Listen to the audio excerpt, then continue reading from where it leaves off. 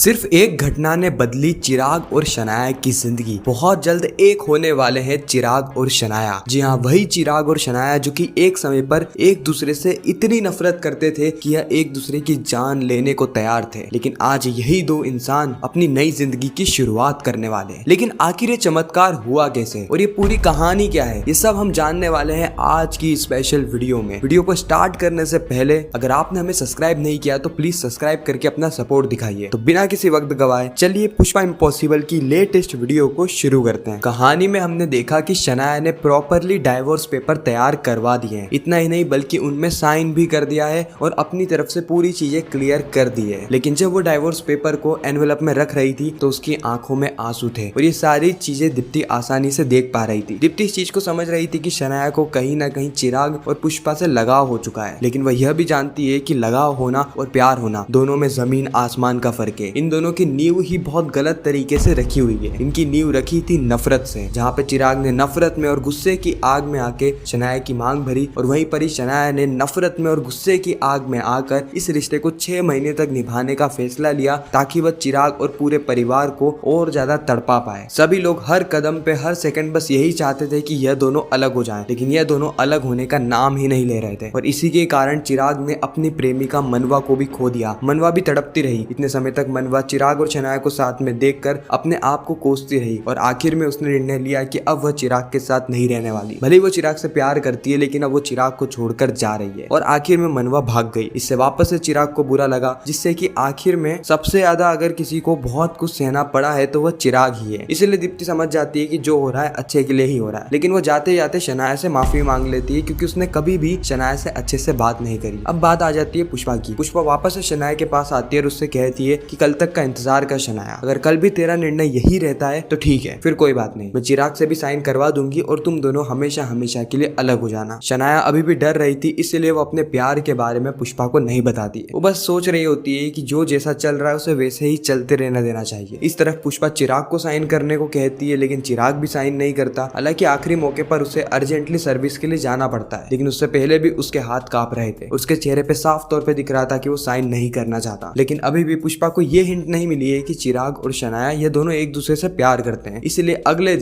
दिन पुष्पा सीधे जाने वाली है शनाया के पास और शनाया से साफ तौर पे पूछेगी कि क्या शनाया चिराग से प्यार करती है। तो पहले तो शनाया थोड़ा संकोच करेगी और फिर इनकार कर देगी। शनाया साफ तौर पे मना कर देगी कि नहीं, वो चिराग से प्यार नहीं करती और तुम इस बारे में ऐसा सोच भी कैसे सकती हो कि मैं चिराग से प्यार करूंगी। हमारी शादी मजबूरी में हुई थी और नफरत से भरी हुई थी। हम दोनों एक दूसरे से प्यार नहीं करते। भले ही शनाया ने यहाँ पर झूठ बोला लेकिन पुष्पा ने शनाया की आंखों में चिराग को लेकर प्यार को देख लिया है और उसके बाद पुष्पा ठान लेती है कि पुष्पा शनाया और चिराग को अलग नहीं करेगी, बल्कि इनके अंदर जो प्यार है उसे बाहर लेकर आएगी ताकि ये दोनों एक दूसरे से प्यार का इजहार करें और अपनी जिंदगी की शुरुआत करें, क्योंकि काकू ने भी यही कहा है। लेकिन इन सारी चीजों में बहुत सारी मुसीबतें आने वाली है। चिराग, दीप्ति सभी लोग पुष्पा के खिलाफ हो जाएंगे हर बार की तरह, लेकिन इस बार भी पुष्पा सच के साथ रहेगी और इन दोनों को एक करवा कर ही मानेगी। तो यही कहानी हमें आने वाले एपिसोड्स में देखने को मिलने वाली है। आप कितने एक्साइटेड है आने वाले एपिसोड्स को लेकर कमेंट सेक्शन में जरूर बताना। बाकी मैं मिलता हूँ आप सभी से किसी नेक्स्ट इंटरेस्टिंग वीडियो में। जब तक के लिए गुड बाय।